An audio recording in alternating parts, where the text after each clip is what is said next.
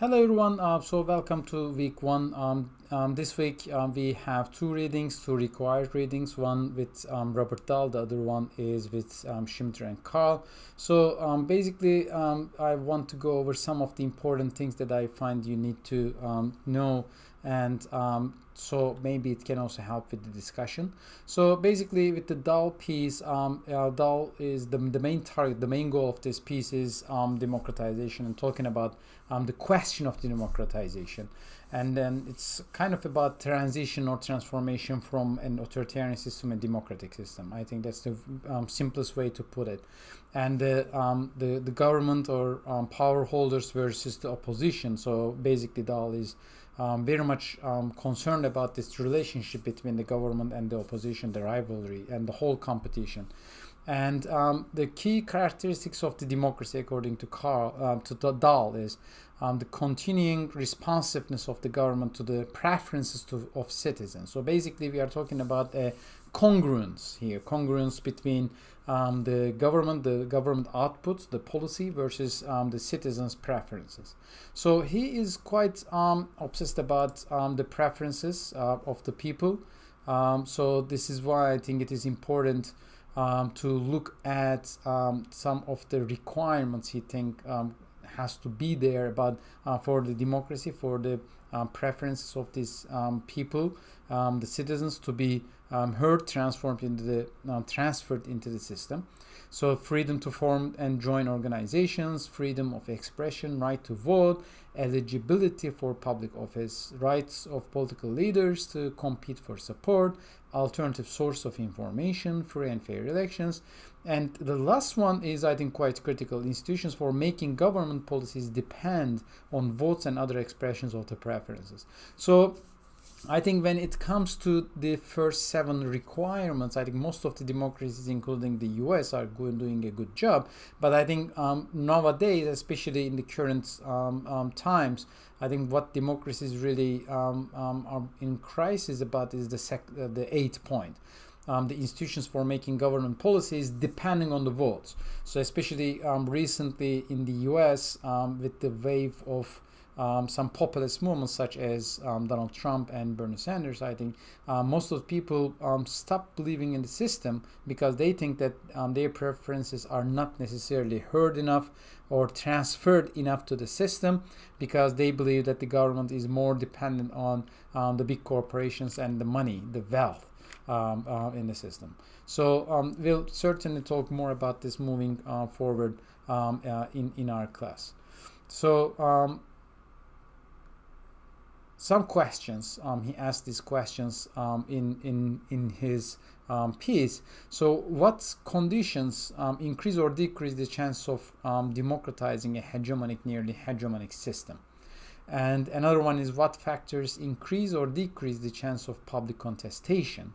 And what factors, and that is the third one, increase or decrease the chance of public contestation in a highly inclusive regime that is polyarchy? So basically, what is important about Dahl's pieces, so he argues that there is no perfect democracy. So even a system like US or some of the Western democracies, they are not completely inclusive and they are not completely liberal. But they can actually get as far as to the polyarchies.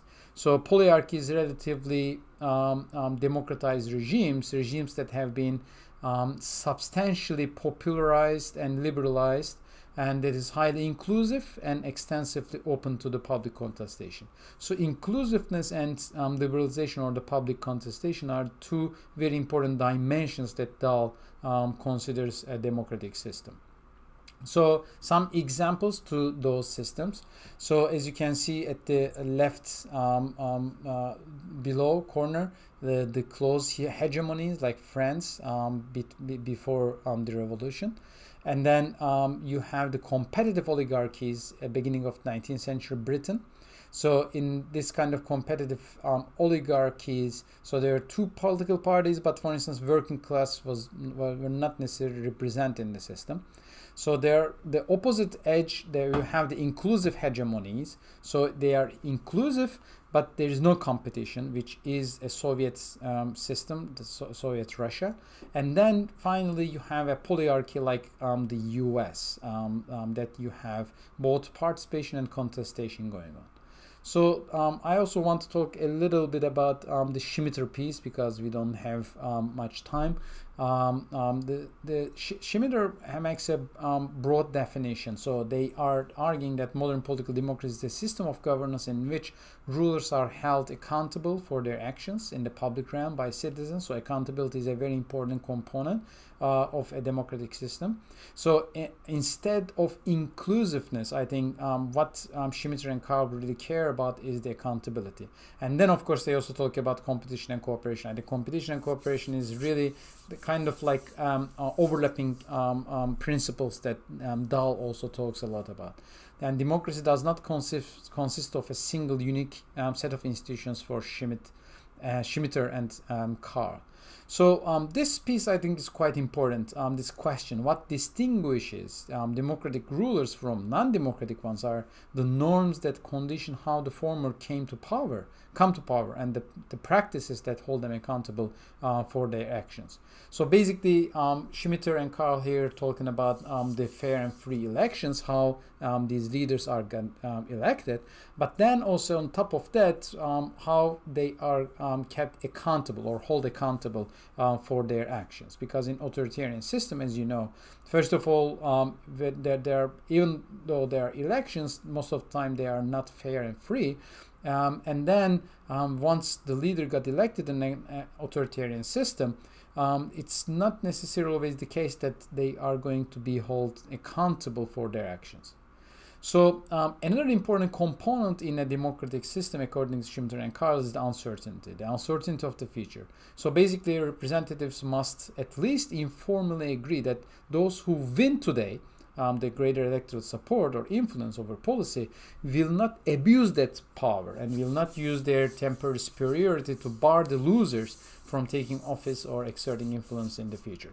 So I think this is also a common theme in many other political scientists. Well, basically, what makes democracy so special and important and popular is actually this uncertainty, this element of uncertainty of the future. The losers of today have a need to have the belief that actually in the future they can be winners. Otherwise, they will lose their belief and their legitimacy. So it will create some important crises for the system. And then they talk a lot in detail how we can differentiate different democracies. So they have 11 elements here. So we'll talk about these 11 elements during the rest of the semester. So the consensus, the participation, having access to the system, responsiveness of the system to the citizens' preferences, the majority rule, so how much majority is respecting the minority rights and preferences, parliamentary sovereignty. We'll talk a lot about this next week, week 2, when we compare parliamentary systems with presidential systems. Party governments, it's also related to parliamentarism. Pluralism, federalism, presidentialism, and checks and balances. So those are the things that we'll talk about a lot about next week when we talk about institutions. And finally, I think what Schmitter and Karl are doing here right now in this one is what democracies are not. So democracies are not necessarily more efficient economically than other forms of government. So it's quite contrary. This is why they are talking about the hurdles of democratization, why people are getting very pessimistic about democratic systems, because democracies not always deliver what they promise. Democracies are also not necessarily more efficient administratively.